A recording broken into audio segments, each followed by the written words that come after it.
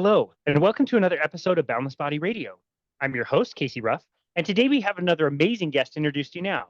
Lyons, who will turn 73 in September of 2024, has served 28 years in the Army, specializing in Airborne, Infantry, Pathfinder, and Chemical Officer roles. He retired as a Lieutenant Colonel in 2002 after primarily serving in the National Guard and Army Reserves. In addition to his military career, he has enjoyed a successful sales and management career in the business world for nearly 50 years, including 20 years at Xerox and various other large companies. He also ventured into startup companies, although they were not as successful. Climbing the corporate ladder, he eventually held the position of corporate VP of sales at several large companies toward the end of his career, but his eating and sleeping habits suffered as a result. Over the past 25 years, he has experimented with numerous diets, experiencing temporary weight loss, followed by weight gain, and even adding a few pounds to the original total. Eventually, Les found better information, and through low carbohydrate and carnivore diets, he was able to completely transform his health. He is the creator of his brand, Kicking Ass After 70, and seeks to help people along their own journeys to better health and wellness in body, mind, and spirit. Les Lyons, what an absolute honor it is to welcome you to Boundless Body Radio. Thanks, Casey. Happy to be here. I am introducing you as a new guest to our show, but actually, you have been on our show before in a composite episode that we made that just was released a few weeks ago, all about our experience at the Collaborative Science Conference in Las Vegas. So you technically you're a returning guest. You've been on our show before. I thought your story was so compelling. I just couldn't wait to get you back on to investigate the full story and give it the time that it needs. But before we do, if you don't mind, tell us about the experience of you being at the conference in Las Vegas. It was amazing. I had a lot of trepidation in going there because I thought there's going to be all these brainiacs there, these MDs and PhDs, and Les, who has had like no biology and no training in this area, isn't going to understand 20% of what it was. And yet I met people like you. The most impactful thing was just the relationships that I developed over that 3 days with the people that I met, and the conference was amazing. Dave did such a phenomenal job of going from speaker to speaker to speaker. And I mean, when somebody was off, he got the hook, pulled them off, put the next one on, read a note card, 1 page, boom, and they were live. So we got a bunch of speakers in that 2 days. And I actually understood probably about 70 to 80% of what they said. There's 20% that went right over my head, but that's all right. I recorded them all. I got pictures of all the slides, so I'm going to go back and educate myself. It was a phenomenal conference. I can't wait for next year.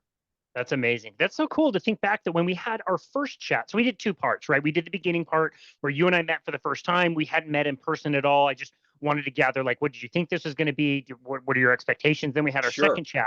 It was like, how did it actually go? And in the first chat, you said, I'm expecting to be way out of my league. I might only understand 20%. I think 80% is going to be over my head. You said That was the inverse. It was flipped. How do you feel about being able to hang with a lot of that stuff?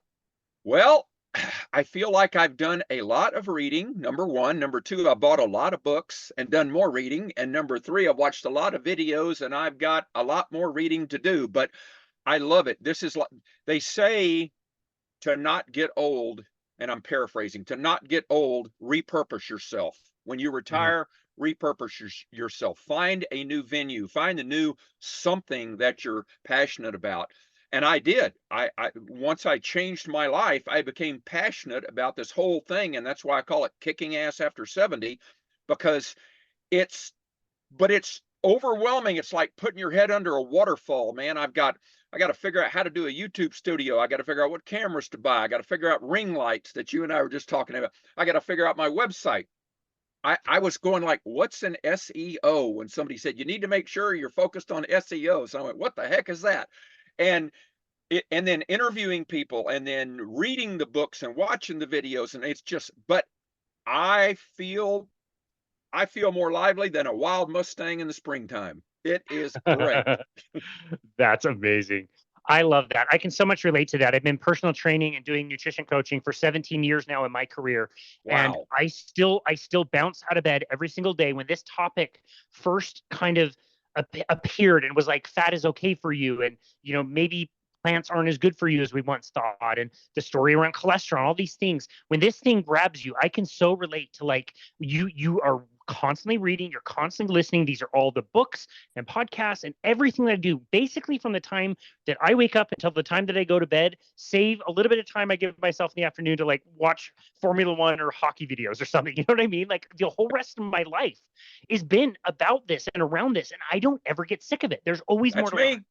Absolutely. But 15 years, you must have started when you were 12 or something. Man, I'm not a new kid on the block. We'll just say that. You're very young looking.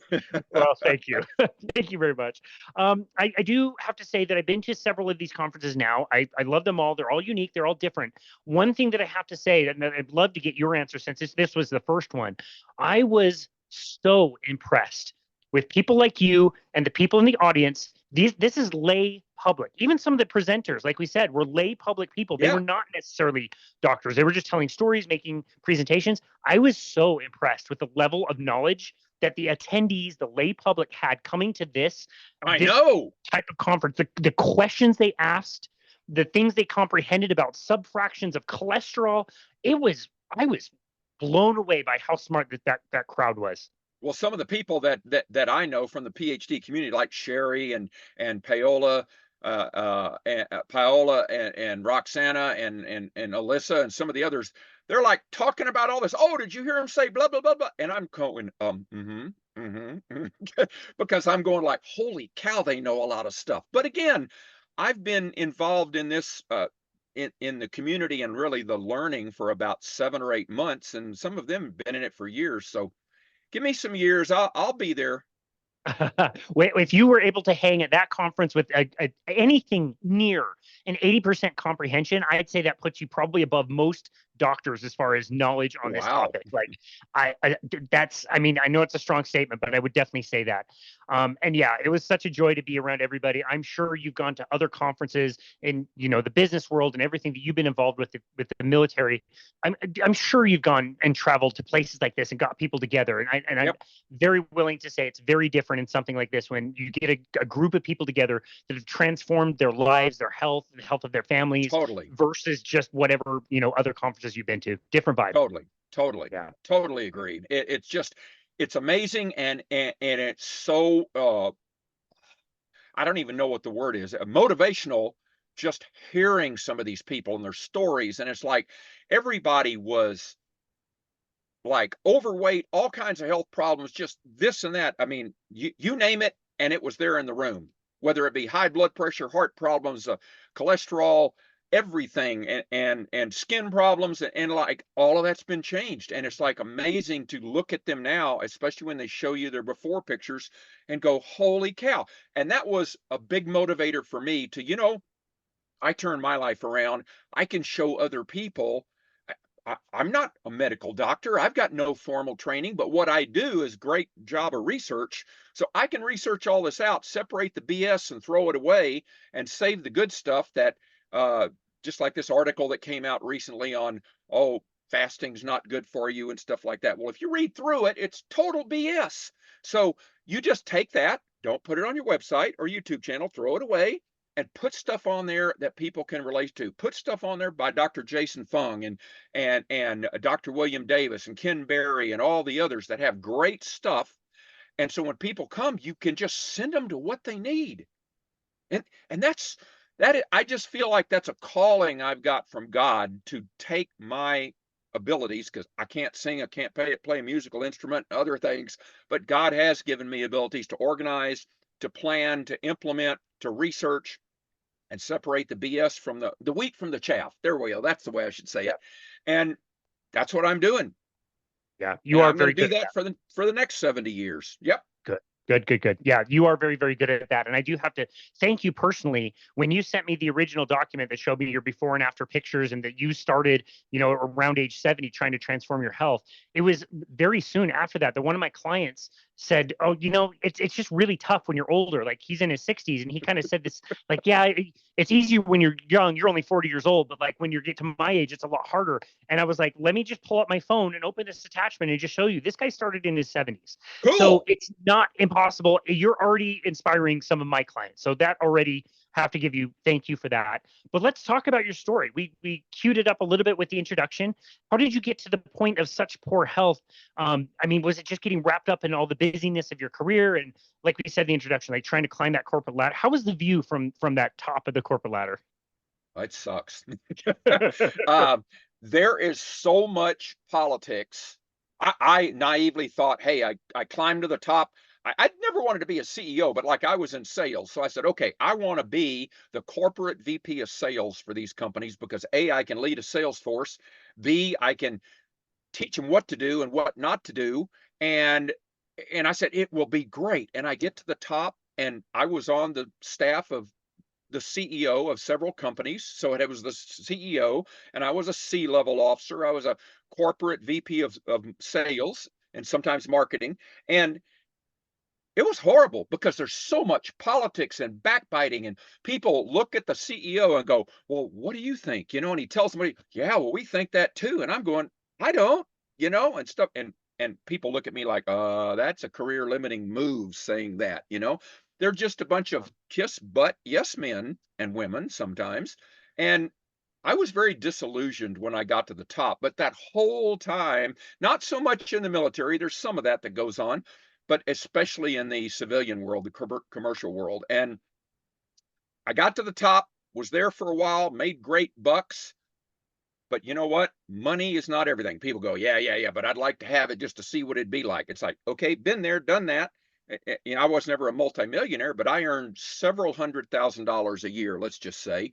And it was great. But guess what?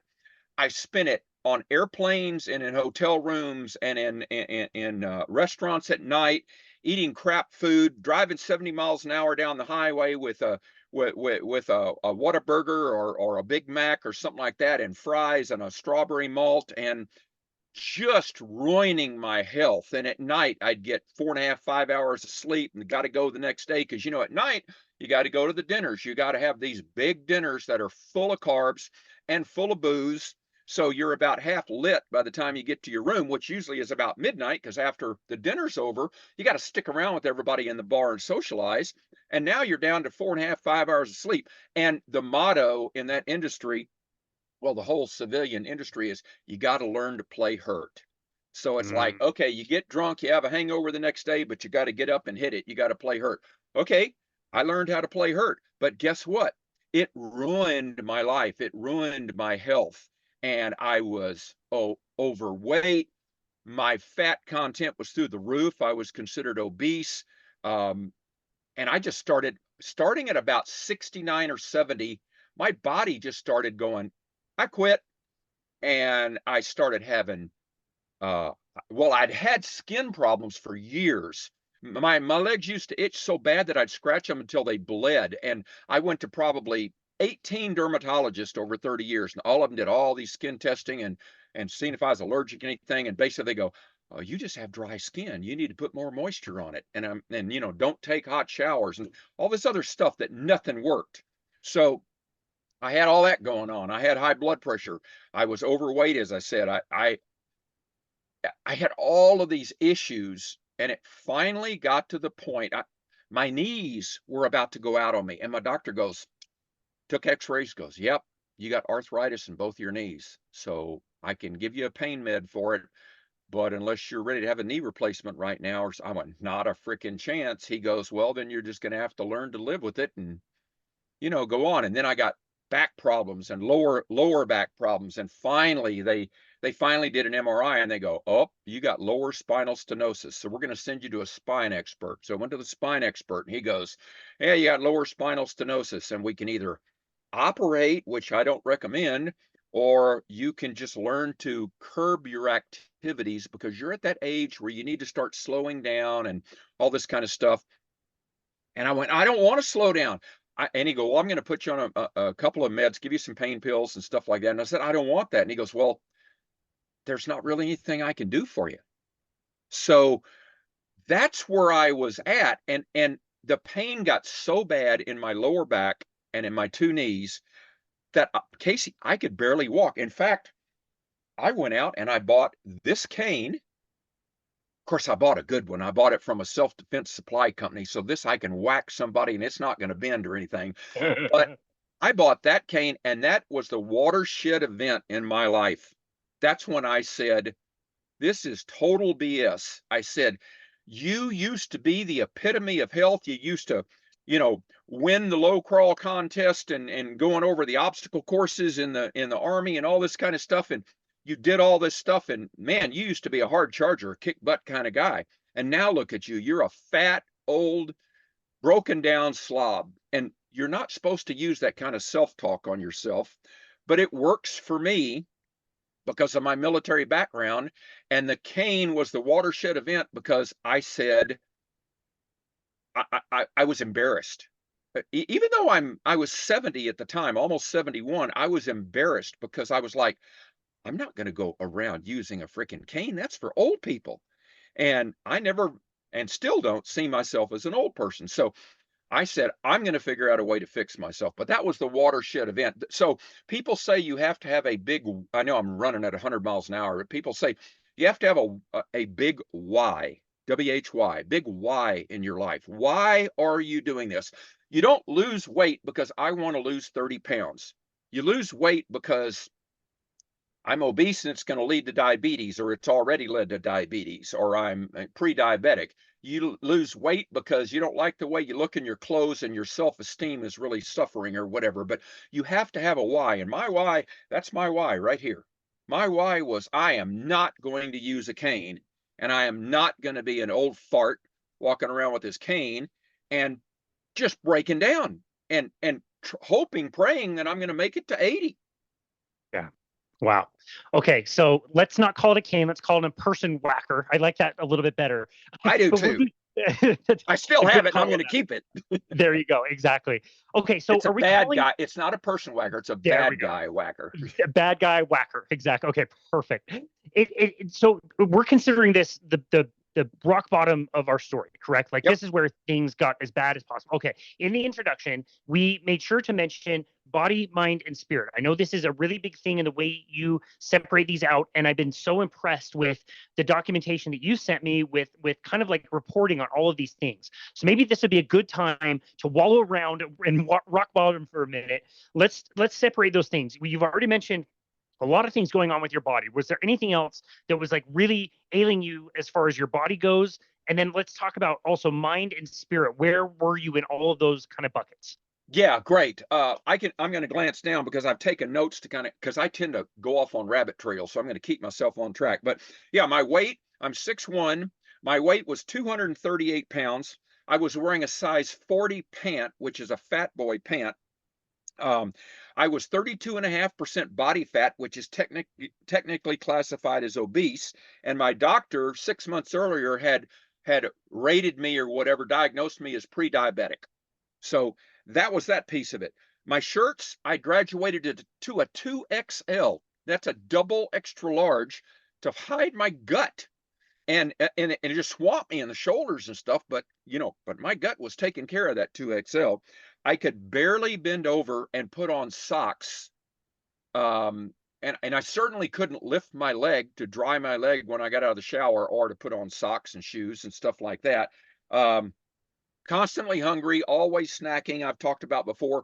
My two nemesis, whatever the pronunciation is Cheez-Its and homemade vanilla strawberry ice cream. And you give me a box of Cheez-Its and my mind goes, okay, you look on the back and you say a serving is 18 crackers and you're going to get this, 110 calories, but don't even look at the carb grams. I'd sit there and eat the whole freaking box. So I'd eat like 20 or 30 servings, and then I'd go, oh man, that was good. And same thing on ice cream. I'll make this half-gallon ice cream last a week. It lasts me 2 nights. So that's the body stuff. Uh, Without getting into grossness, I had lots of belching and passing gas that smelled really nasty and stuff like that. And I had uh, what's it call it when you have it, acid reflux. I Reflex. had that. Uh, and I did no intermittent fasting. I said that's for those tree huggers and people like that talk about doing the fasting and all that kind of thing. High blood pressure, I already said. Knees, back pain, heart. I was diagnosed in August of 22, just about the same time, as having supraventricular tachycardia, SVT, and I had no clue what that was. Well, I found out real quick. Got put on 2 meds. My cholesterol was high. I got put on 2 meds and a statin for my heart, my SVT, and my cholesterol. So I was, I think, at 11 medications, something like that at the time. So that's probably enough about that. But my triglycerides were low and my HDL was high. Hmm. So when you read, you go, hey man, the doctor said, well, your triglyceride, your LDL is a little high, but you have really high HDL, so that offsets it, so you're good. And that was my normal doctor, but for the SVT, I was taking stuff. In terms of mind, I there's a couple personal things I don't want to get into, but I was always the devil's advocate. You know, you'd say something to me, and the engineer in me would go, yeah, but if you're going to do that, you got to think about this, this, and this. And I'd talk about the things that are going to throw you awry. So basically, I'd rain on your parade. And I got the nickname Negative Nancy because of just my attitudes. And I go, hey, I'm not negative. I'm giving you the fact. You're all that. I've got a really good friend named Rick. And Rick would come in, oh, you can make $1 million doing this. And he'd tell me all the stuff and everything. I'd listen and go, yeah, I know Rick. I know Rick. He's the master of hyperbole. And then I'd wait for him to finish and I'd go, so what about this? What about this? What about this? What about this?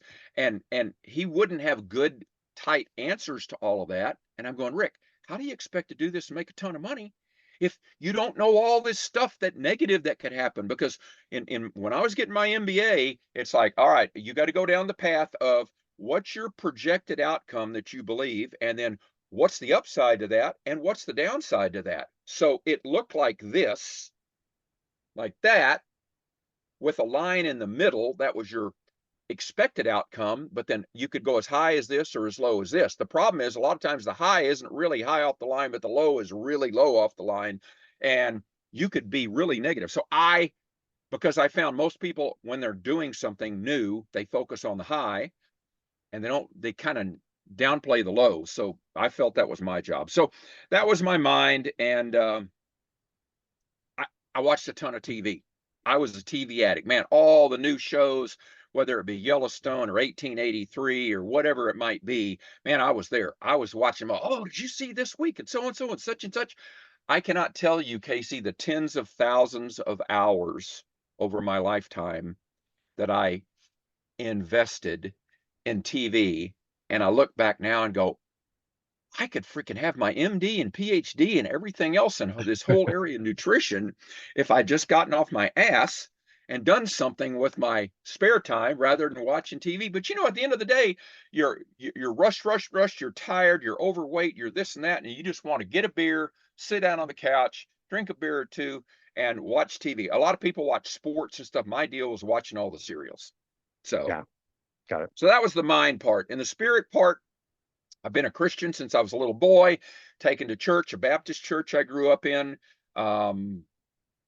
That didn't work real well with me. I'm now Bible church, non-denominational, but I grew up, I became a Christian when I was probably about 12, and but I did it on faith, and I didn't really focus on, well, what's God all about, and what's Jesus and the Holy Spirit all about, and how does it all work together, and I didn't explore that. I was what I call a Sunday morning Christian, a pew potato, as some people call it. I'd go to church Sunday morning, sit for an hour, hour and a half. Man, when the preacher's getting up there to about 12, everybody's looking at their watch going, hey, man, it's almost been an hour. We need to get out of here. And that was me. And then, okay, fine. Sermon's over. We're out of there. I'm good for another week. So I, I did that, but I didn't let people know about my faith because I was a little embarrassed. I thought, okay, they're going to call me a Bible beater and this and that. So I just chill it and, not say anything about that and all that. And man, now what I've found out late in life is that whole Venn diagram. A Venn diagram is when you have 3 circles interconnected to each other. So that means spirit, mind, and body. So where spirit and mind overlap, it just means there's some things you can do in there that affect both your mind and your spirit. And where body and mind overlap, same thing. Where body and spirit overlap, same thing. And in the middle, where all three overlap, that's kind of the sweet spot. Hey, you do some of those activities, that hits spirit, mind, and body, all three. So I created that. Well, spirit, mind, and body, everybody talks about. You go on the internet, type spirit, mind, and body, you'll find everybody talking about that. But I put it together in a Venn diagram and said, my kicking ass after 70 is all about take where you are now, take where you want to go, and you're getting your ass kicked now, which is what I was doing.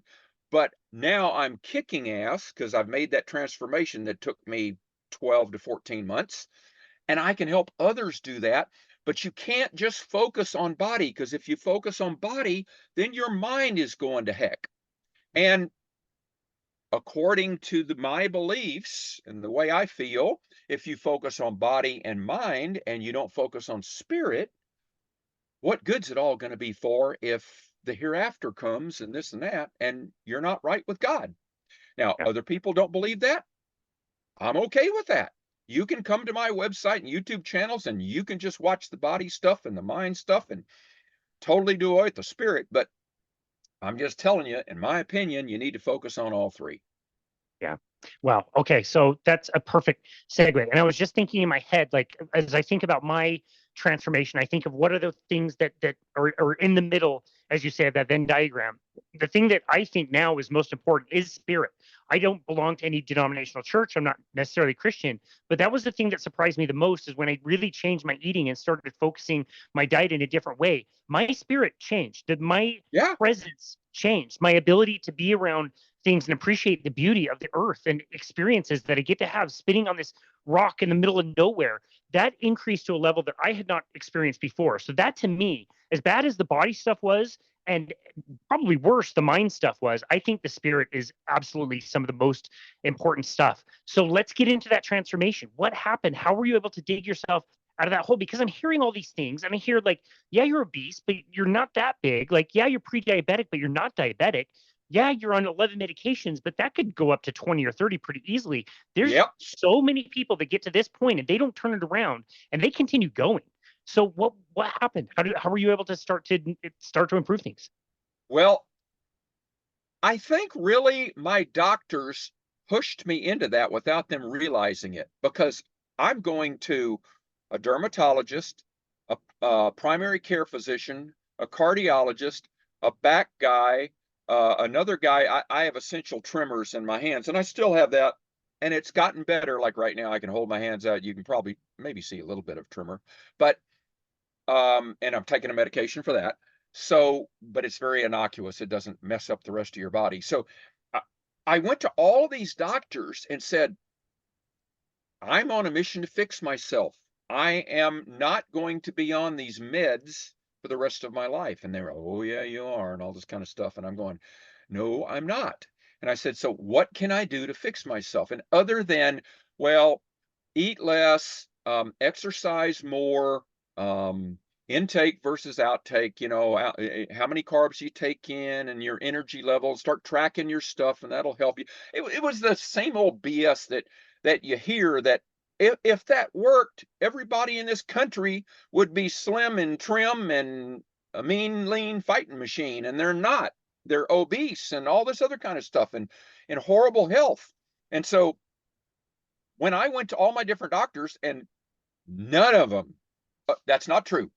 I have a naturopathic doctor I go to, and she told me, we got to really focus on your blood work, because your blood work tells the tale of all the stuff going on in your body. And I went, okay, that makes sense.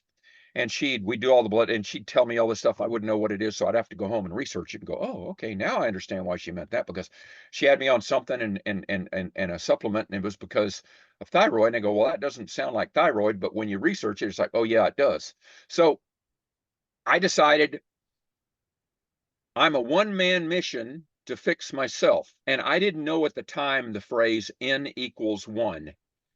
Somebody told me that when I got involved in Dr. Berry's PhD, Proper Human Diet Community. And I went, what is N equals one? And they go, well, when you do experiments, if you experiment with 100 people and you do a test or something, or trial, you have 100 people, the N, the number in the group, is 100. I went, oh, okay, n equals 1 is meat. I like that. That's cool. So I said, all right, I'm doing an n equals 1 and I'm going to figure out a way to fix myself. And my doctors just kind of laughed like, oh, okay, well, that's good. You have a good time. See you in 3 months or 6 months. So I started down that path, and I have a good friend named Mark who is in the proper human diet community. And Mark was 320 or so pounds, 320 to 330, about 8 or 9 years ago. And he is today 165. So he's half Mark instead of full Mark. And he's literally lost half of his body weight. And at first I thought, man, Mark looks like emaciated or whatever. But what I realized was I was so used to seeing fat Mark that when I saw thin Mark, I it just something didn't look right. So I asked Mark, what are you doing? He goes, man, I found this great community. It's called Proper Human Diet. Dr. Barry, he's this country doctor out of Tennessee. And I went, oh boy, here's another hick, you know. Of course, people call me a hick too, or a redneck. But I said, okay. And he said, and all I do is eat carnivore. I said, what's that? He says, all you eat is meat. I went, okay. And for which meal? He goes, all meals. And I go, all meals? And I said, okay. And I said, I like meat, so that's good. And he says, yeah, but no vegetables. And I go, none? And he goes, yeah. I said, yeah, but I really like fried okra and I really like broccoli and I really like corn on the cob and stuff like that. He goes, nope. And I thought, okay, this is crazy. And I said, but fruit's healthy and all that. Like I love watermelon and cherries and blackberries and blueberries are supposed to be like the best fruit for you and all this. He goes, nope. And I go, Mark, all you eat is meat? He goes, well, you can also eat bacon. I said, well, that's meat. And he said, eggs. And I went, okay, well, that's good because I like eggs. And you can have a little bit of cheese sometimes. And I go, okay, good. I like cheese. Can I drink milk? Nope. And so he's telling me all this stuff. I went, well, that is freaking crazy, is what I said to myself. So I started researching diets that were lower in carbs, and I somehow landed in paleo land. And I did that for 2 or 3 weeks, and it was less carbs, yes, but I didn't feel like I was getting anywhere. So then I said, well, maybe I need to have even less carbs, not all the way to that craziness, but less carbs. So then I went to um, keto, and keto, I think, is less than 50 grams of carbs a day, something like that. And felt a little better. I started feeling some things and feeling like I had a little more energy and slept better at night and that kind of thing. And but my weight wasn't coming off. I lost like a pound or two, but I'm like, fat boy, you're at 238.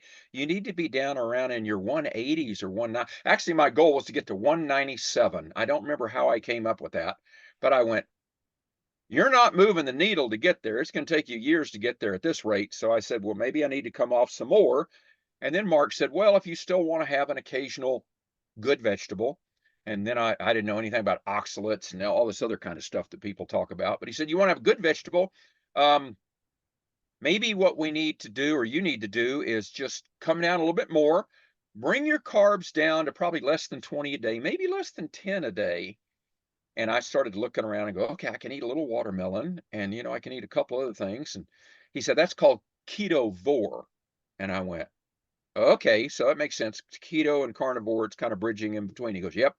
Well, I did ketovore and I started doing that for like 3 to 4 weeks, I think. I should have logged all this exactly, but I started feeling better. I started sleeping even better at night. My what do they call it at night when you quit breathing and you wake up? Sleep apnea. Apnea, That's sleep there you go. apnea. I wasn't going and sitting up in the middle of the night, like I had before and all that. And I wasn't snoring. Of course, I never hear myself snore, so I didn't believe it. But my throat was sore in the morning from all the breathing through my mouth and stuff. And so, but I was making progress. And I started seeing the weight coming off, and it was coming off like a pound or two a week. And I go, okay, well, they say if you lose a pound a week, that's pretty steady, and all that. And I wasn't missing the carbs.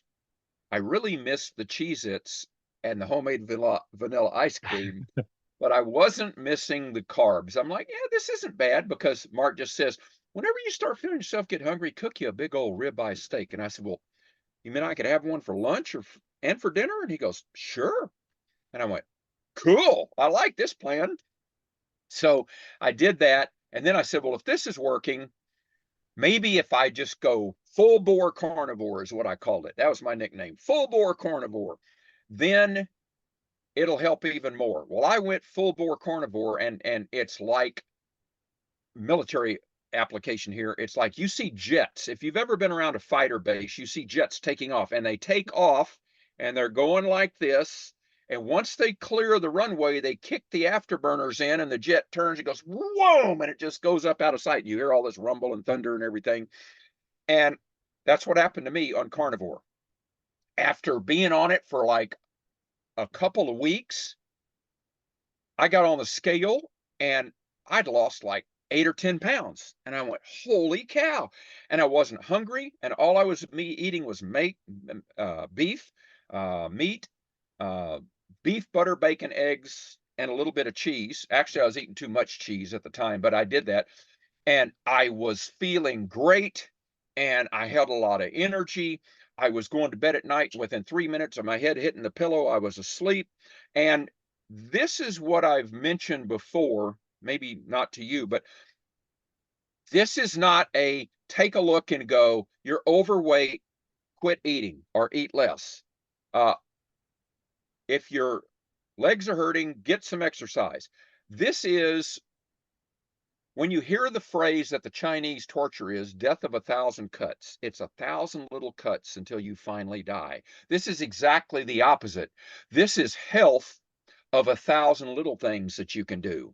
So it's the way you eat, it's what you eat, it's when you eat, it's when you don't eat, it's how long you don't eat, it's exercise. What kind of exercise? Are you getting high intensity cardio for a short period of time called HIIT training, like sprints and stuff? Are you getting low intensity exercise so that you're in the fat burning mode for a long time? So your body is burning fat and not glucose. Because when you kick to high, your body starts burning glucose. I'm looking at my personal trainer thinking, oh, thinking, is he going to correct me here? So You're it, spot on. it's all this stuff. It's I didn't know what autophagy was until I first felt it.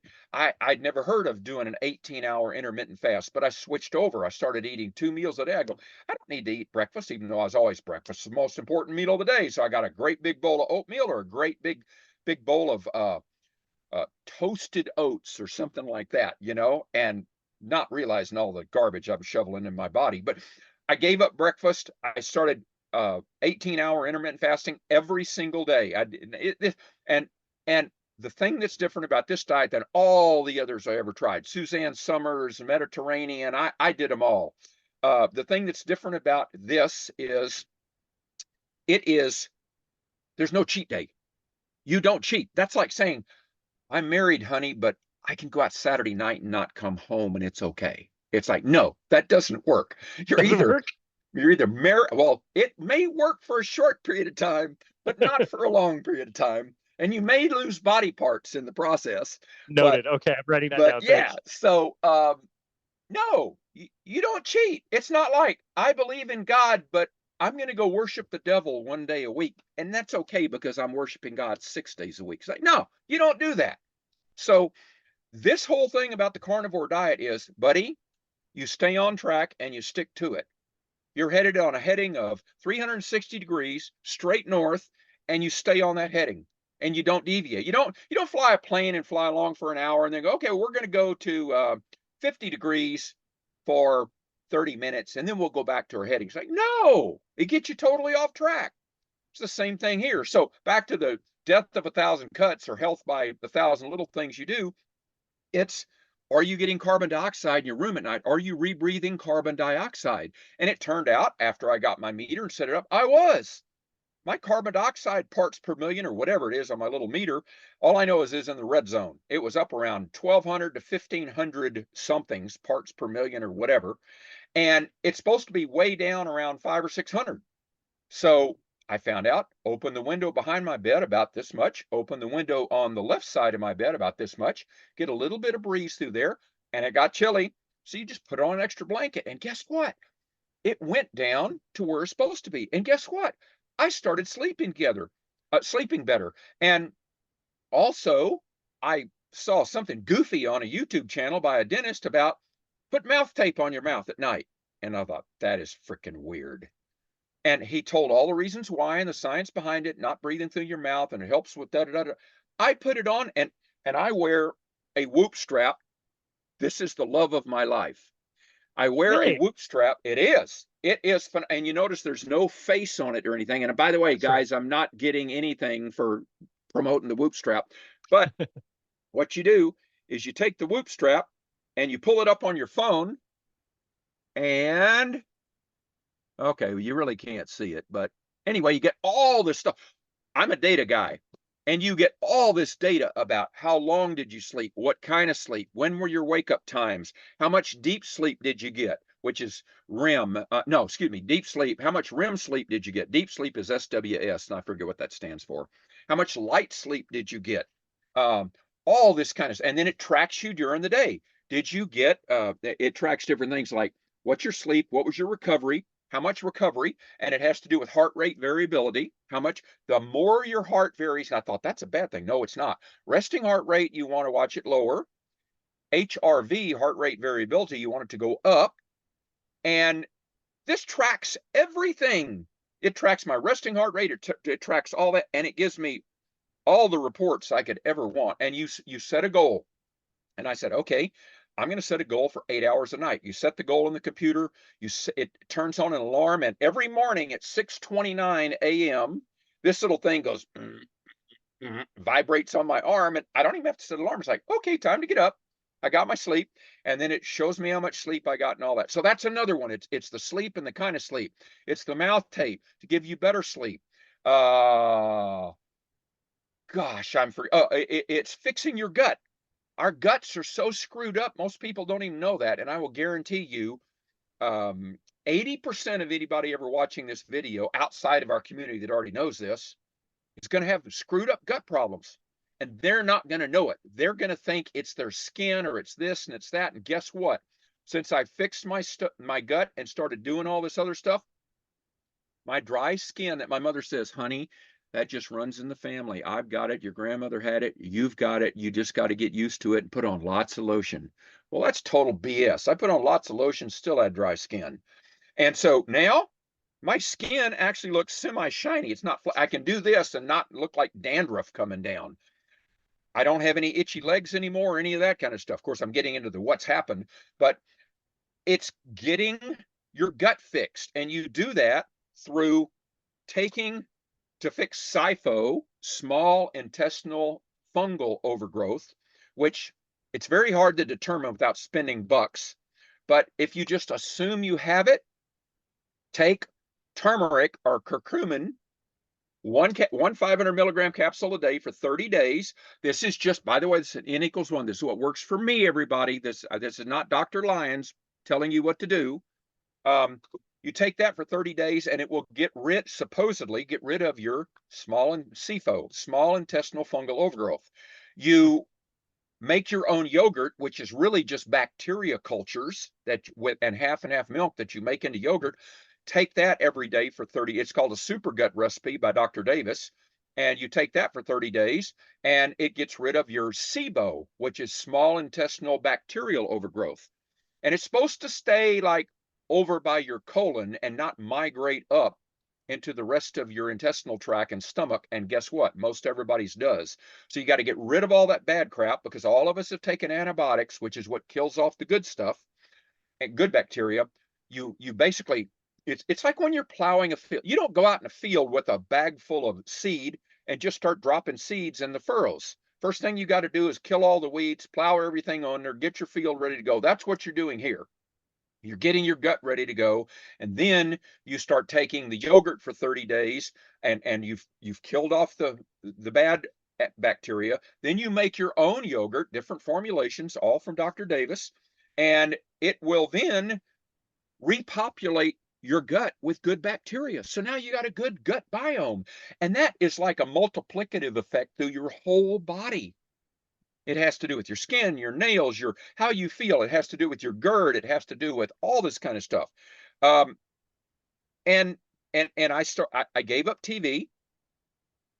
Because I am, if you could see, if I could turn this around and show you right over there, all of my books, my entire sofa is filled with books. Most of them are body books, some are mine, some are spiritual. And it's like I got enough to read for the next 6 or 8 years. And I do allow myself one pleasure. I read espionage books, and I have a Libby app on my phone, and I get an espionage book, Mitch Rapp or Jack Reacher or somebody else, and I get them out of the library for free. And every night I'll read. When I'll go to bed 20 minutes early, I read for 20 minutes, which is good for you. It puts you in the mood. And then I turn on my sound machine on pink noise. That's another thing, pink noise. And you can do brown and white. I didn't know all this stuff, but Dr. Berry talked about it one day.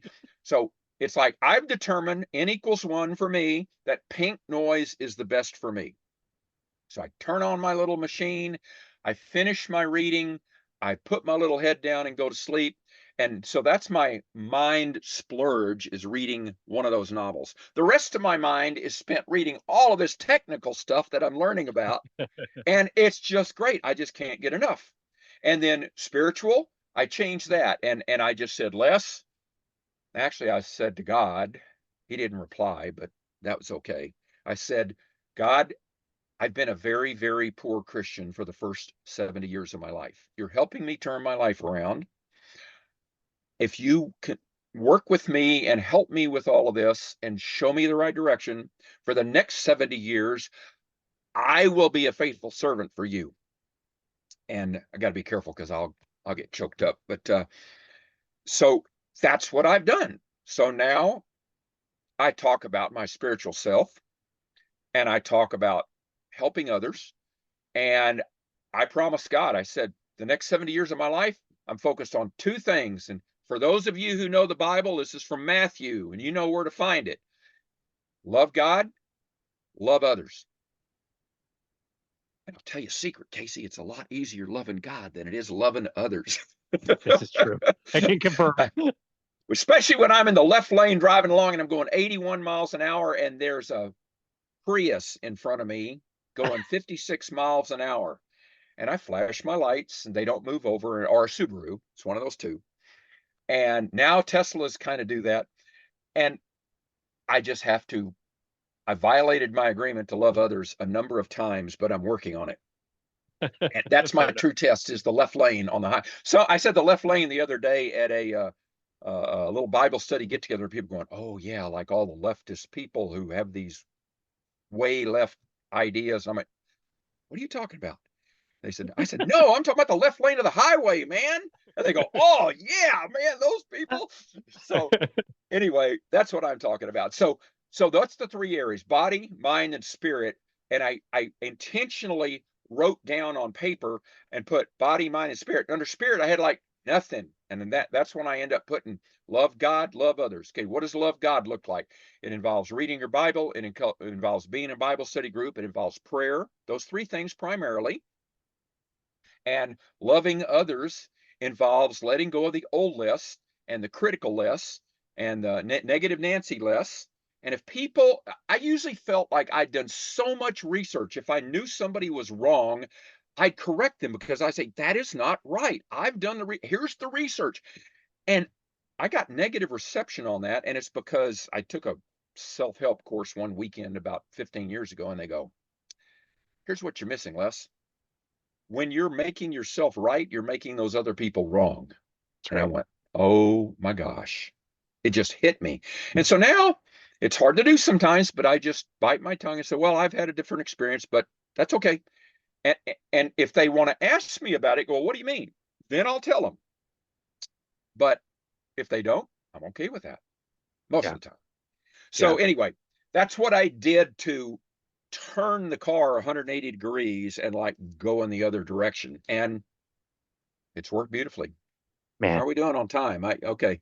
Oh man, I've been talking along. We're almost out of time. So how about where I am now? Let's hear it. I want to hear all about where you are now. I do want to ask one question, particularly about the spirit. I want to know if you believe, this is probably pure speculation because maybe you made these decisions and you made it more of a focus, and that's the reason why you're seeing returns as far as spiritual things go. But I'm going to ask you to speculate. Do you believe that changing your nutrition and eating a carnivorous diet has made your spiritual growth happier and more accelerated? Yes, that could be a leading question, but and I had to think about that a minute. And yes, eating well, eating a carnivore diet combined with intermittent fasting, combined with long-term fasting, those three things, I'll even leave exercise out of it.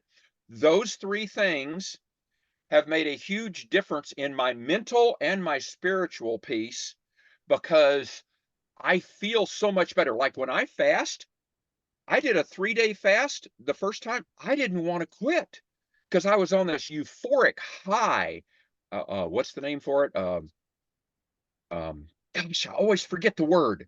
Anyway, I'll think of it in a minute. It starts with an A, I think. I mean, an O. But I was on this euphoric high, and it was like, and when I'd walk outside, I'd go, this is weird. I feel like I'm floating, and my feet are like Yeah. barely touching the ground. And I Yes. thought, did you ingest some kind of a drug or something? What's going Yes. on? But the autophagy just brings out this it's a the brain creates this, forget what the word is, creates something that it releases, and it just gives you this euphoria feeling. And yes, I get that from eating carnivore and getting all of the crap out of my diet, getting all of the carbs, especially the not only the nasty carbs, but just, well, a lot of them are nasty, most of them are nasty, but just regular carbs. Like you go, well, broccoli's good, but you get all that out of your body, and now your body is burning ketones to make its glucose or glucose, whatever it needs. It doesn't need carbs, it needs fat and it needs protein. So it changes the way you feel, it changes the way you think, and your sleep just multiplies that, and then your exercise that you do multiplies that even more. So it's those three things with the body, and then you get a multiplier from sleep, and then you get a multiplier from exercise that you're just going, wild horses couldn't drag me back to the thing. The other day I was at a group dinner, and I brought my own tri-tip, and they go, oh, they started laughing. I go, no, all I eat is meat. And they go, well, what else? And, no, meat. So when it came time for dessert, they had a big birthday cake and all that, and they brought me another slice of meat out, and I went, great. So that's what I had for dessert, Good and friends. everything. And it's just such a great way of life, and I feel so euphoric that it's amazing. Wow, I really appreciate that speculation. That definitely relates to the way that I felt a few weeks into going carnivore. That for no reason, everything was brighter and easier, and just this feeling of like gratitude or euphoria. Like you're right, that's definitely something I relate to. So I appreciate that speculation. What is a normal day? Let's just say like a normal day of eating for you, like these days. Like what kind of patterns have you gotten yourself into? Yeah. What things do you enjoy as of now? I've made a really great recipe of egg bites, and so what I do is I have my first meal sometime after 12:30, and usually I sneak it to 1:30 or 2, and then I have my second meal at dinner, and I try and be finished eating by 6:30. So from 6:30 at night to at least 12:30, which gives me 18 hours, and if I can sneak it to 1:30, that gives me 19 hours. Your autophagy effects really start kicking in a little bit at 16 hours, and then 17 and 18 and 19. So every extra hour you can get on that intermittent fasting is really good for the autophagy. And for anybody that doesn't know about autophagy, look it up. It's great stuff. It's your body repairing itself. It's like you have nothing else to do today. There's no sports on. So you go out in the garage, you go, I'm going to clean my garage. That's exactly what autophagy is. It's the body Great, cleaning itself. great analogy. Yeah. And so I do all that, and then I'll eat egg bites for lunch, or I'll have a little slice of cheese. Maybe I'll eat a little summer sausage, which is okay, not great. I'll have some pork rinds, maybe. I might have a beef stick or two. Uh, Sometimes I'll mix up a can of tuna fish and a little mayonnaise and a little dill pickle relish, and put that in an egglicious wrap, which is just egg, and I'll wrap that up and just make myself a wrap for lunch.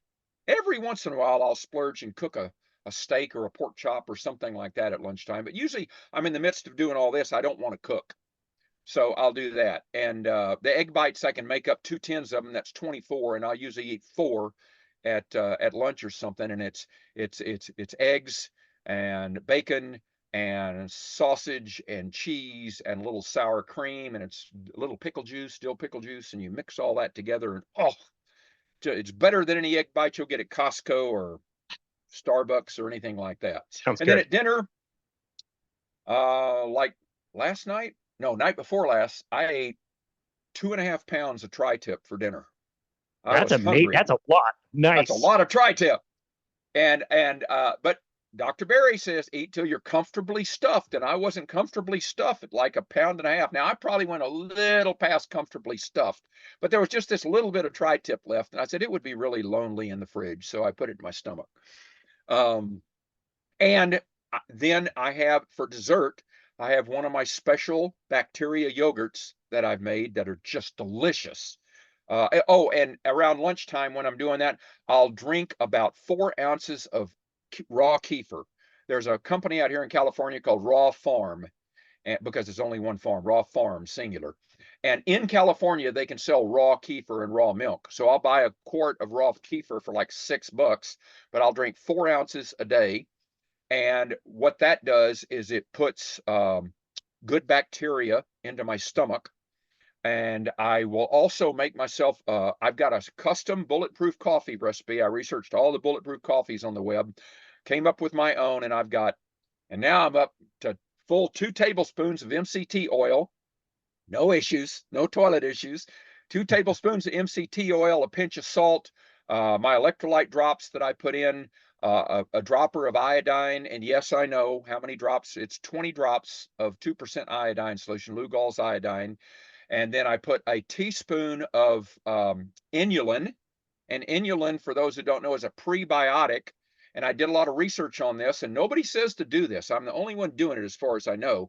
But it's like you're feeding your good bacteria in your stomach a prebiotic, which is what you put in it to grow the yogurt for the first 36 hours. So I thought if you're growing the yogurt in the yogurt maker, and then later you're eating it and it's in your stomach, wouldn't it like a little more growth? So 1 teaspoon of inulin goes in the bulletproof coffee, and 2 tablespoons of butter. You blend it all up, and you think you died and went to heaven when you drink that. Well, at first, when you mentioned the salt in your bulletproof coffee, I thought, wait a second, this guy is ripping off my recipe. I know this guy must have found. But then with the inulin and the other stuff, like, okay, he's done a little bit more research than I have, so we'll give him a Do pass you for use that. MCT oil in yours? You probably I do. do. I do. Yeah. And I hear the arguments both ways. Some people say like it's too much fat and it can hinder fat loss and things like that. For me, it's pure mental benefit. I just know that when I have that, if I just drink black coffee, it's okay. I just get jittery. But like if I have the MCT oil with the butter and the salt in the morning with my Yes. coffee, I'm just on. Like Yes. I've got clients at 6 a.m. I can't stumble into the office at 8 a.m. and fake my way through a few meetings until like 11 o'clock where I have to see other Right. people. I've got to be on training my clients at 6 Right. a.m. So Right. that helps me just wake up. I feel alert. My brain is working. I think the research around that is really quite good. And so the jury's out on whether or not it knocks you out of autophagy, and excuse me, out of fasting, because it's got like mine has 2.7 carbs, but they're non-digestible carbs. It's like when I add the inulin, it gives you little carbs, but your body can't process it as a carb, so it passes it on through and basically it feeds your gut. So I'm basically saying I've got a 0 carb bulletproof coffee that gives me all kinds of good stuff, and as you said, get you going and stuff like that. Now, because I know we're probably running out of time, but where I am now is I'm down to around I was at 183, and I've come up because of this way. My body's basically stabilizing. So I'm now at about 186 a month and a half later. My body fat has come down from 32.5 to 17.1%. I went from the obese range to the athletic range. I just had a DEXA scan done for the first time in my life to check my visceral fat. My visceral fat is 2.75 pounds, which says you're great. I'd like to get it down to 2, but that's way good compared to what it was when I had Dunlop disease. And what else did I not tell you? My shirts, my pants went from a 40 waist to a 32 waist. So I had to get all new wardrobe, and now I haven't worn 32 waist, Casey, since I was in junior high, like 7th grade. So, because I used to be a chunky boy. So that's great. My shirts, I've gone from a 2XL to an XL to a large, and in some cases, depending on it, sometimes I wear a medium. So between a large and a medium. If I want to look buff, I'll put on a medium. There you Otherwise, go. I'll just wear a large to give me a little bit of comfort. No belching, no acid reflux, no indigestion, no smelly farts, one bowel movement every 2 or 3 days instead of 2 or 3 a day, which the doctor, you said, oh, that's great, man. You're really regular, blah, blah, blah, blah, blah. And I'm like, oh, man, if you only were there. No, you don't want that. I'm never hungry. Carbs are basically out of my, no beer for 18 months. Finally, a month ago, gave up my red wine, and I just 2 weeks ago gave away 2 cases of red wine that I'd been saving. Man. Oh, man. It just totally, my whoop strap says, don't do that, because 1 4-ounce glass of red wine, it screws up my heart rate, it screws up my blood pressure, it screws up my deep sleep, it screws up my REM sleep, it screws up all kinds of stuff. The mouth tape, I've totally gone away from any of that other stuff. I don't have any of the, what do you call it when you, apnea. I don't have any more sleep apnea. My daughter stayed with me. We were in a hotel room. She and my grandson and me, we had two twin beds. And so she and her son slept in one and me in the other. And the next day she goes, Dad, I slept the whole night. I went, yeah, so did I. She goes, no, you didn't snore. You've never not snored. And so that's the first time I really realized that, because I don't hear myself snore. No pain in my knees. Pain is totally gone. I'm running wind sprints every week now. No pain in my lower back. My back spine guy goes, that's impossible. You still have lower spinal stenosis. So I went, okay, explain to me why I'm not limping. I'm not using a cane. I'm running wind sprints. I'm doing all this stuff. I can get down and do push-ups, sit-ups. I can do pull-ups. Tell me how that is if I've still got lower spinal stenosis. He goes, I don't know, but if we do another MRI, it's still going to show up. I went, okay, I'm cool with that. It can show up all of its life as long as I don't have pain. So that's gone. Knees, back, no cane, no cane. Woohoo! Now it's just a prop or beat bad guys up with. Whack. Dryness is gone. I talked about that. I believe, this is very controversial, I believe I got my supraventricular tachycardia in August of 2022 as a result of the spike protein that is in my body from having 2 bouts of COVID. And I took the Moderna vaccine, both shots, and 1 booster. And all 5 of those events put spike protein in your body. They developed a vaccine that uses spike protein to fight spike protein. What they didn't know at the time, because they hadn't studied it long enough, is at least right now, 15 months later, spike proteins are still in your body. So guess what, folks? In August of 2022, I still had spike proteins, and they're supposed to stay in one little spot and behave. Oh no, they've found out, they've diagnosed heart problems, belly problems, all kinds of stuff as a result of these spike proteins migrating through your body, taking up shop and stay in there. So now it's turmeric, it's bromelain, and it's nattokinase every day. I'm doing it. I started it March 1st. I'm doing it. And these are just over the counter stuff. It's every day for 3 to 6 months. I've got to zero in on that, but it's going to be at least 3. I may do it more like 6 because there's no effect. I mean, you take them, there's no downside. And I'm trying to get rid of that because I've told my doctors are finally on board. I said, in a year, by the end of this year, I'm going to be off all of my meds. Maybe I'll still take the baby aspirin every day that you're supposed to. I don't know. But I'm going to be off all my meds. And so my heart doctor finally got on board 2 weeks ago and go, I'll support you on that because you're doing your research and all that, and you're making the decision for your body. And I went, nobody cares about me more than me. He goes, I agree. So he said, all right, I'm taking you off the dilitazem or whatever it's called right now, and you'll still be on the metoprolol for a while, but if you're going to be off all this in 12 months, I'll support you on that because it's your Wow, decision. great. And I went, Great. yeah, baby. So I'm getting my doctors on board. And I think, oh, my trigs are even lower, triglycerides. My HDL is even higher. My ratio, trig to HDL ratio is like 0.4. And as long as it's under 2, you're great. Um, I have high cholesterol off the charts. It's like 340, and my cardiologist was freaking out. And my LDL was like 170. But he put me on this real Dr. Barry, a doctor that I've consulted, told me about this one medication that I could take. I said, I got 5 choices. He says, take that one because it really doesn't do anything. Well, I took that one. It plummeted my cholesterol. It plummeted my LDL. My cardiologist didn't believe it. He said, nope, they got the test mixed up. I'm going to retest you. Retested me, same results. And he goes, it can't do that. So he does a lot of AI research every day, AI assisted research. He came back to me later and went, we found in very rare cases that it does do that in some people, and you just happen to be one of those people. So I said, it's not me, man, Wow. it's God. So I believe I'm going to be off all my meds. The only thing I'm struggling with right now is enlarged prostate, which a lot of people, once they hit their 50s, 60s, 70s, they have. And I just haven't done the research yet. I'm on 2 meds right now to shrink my prostate so you can pee easily without standing there for 5 minutes waiting to pee. I'm doing exercise 2 to 3 times a week. I'm doing strength training once a week with a trainer. I did yoga with a trainer for a long time. Now I'm doing yoga on my own. The rest of my training during the week is it's so boring. God, walking on a treadmill at like 3.2 miles an hour, and I can't get my heart rate above 109. So I'm just going, oh, this is wasted time. But I've learned, take along my phone, read a book, read my Jack Reacher novel or whatever it might be. So that's what I do. But the high intensity sprints, man, that gets me pumped. That gets me going.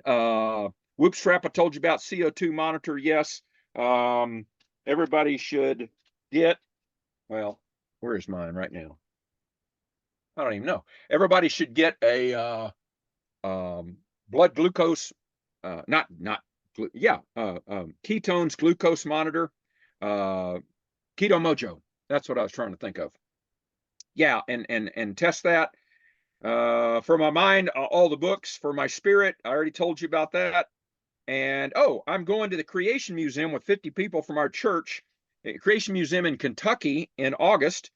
And the Ark Encounter, they've built a full-fledged size Ark. You've seen it? I've seen it In person? It's crazy. No, I've never been there. No. Well, I can't wait. So anyway, oh my gosh, we're way over. That's me, and I am kicking ass after 70. And I hope everybody will go to my website and sign up. I think you can sign up on a website and go to my YouTube channel and sign up and give me thumbs up and sign up and click the bell. I've learned that you got to click the bell so that all my postings you'll know about. And let me know what I can do to help you. Send me an email, and I'm happy to tell you. You have questions about anything you've heard on this video, I am more than happy to respond and let you know and just tell you. But remember, N equals 1. This works for me. I'm not a medical doctor. I'm not a healthcare practitioner. I'm not giving anybody advice. I'm just telling you the decisions that I made and what works for me. Yep. Well, we have to keep in mind. Yes, we have to keep in mind. Somebody made a point at another health conference. I've talked about this a few times, where he asked the audience, what is the most important rigorous study that you can do? And everybody in the crowd rumbled and mumbled, and they said, it's a randomized control trial, double-blinded randomized control trial. He's like, no, it's N of 1. If you are the N of 1, then that is the most important thing. You could read all the research, you could think whatever you want, believe whatever you want, but at the end of the day, it's your life. And as you are past 70, with 70 years ago, and you have retired from your job, or you're not retiring from life, and you've made this your obsession and are so kindly getting this message out there to help people, I think it's absolutely wonderful. Your story is so compelling and so fantastic, and I know that you'll go on to do many, many great things and change a lot of lives. And I'm super fortunate that I was able to meet you in person. So lucky to be able to have this chat and be able to share this with the world. Where would you like people to go to find you and connect with your work? Let's share your website one more time.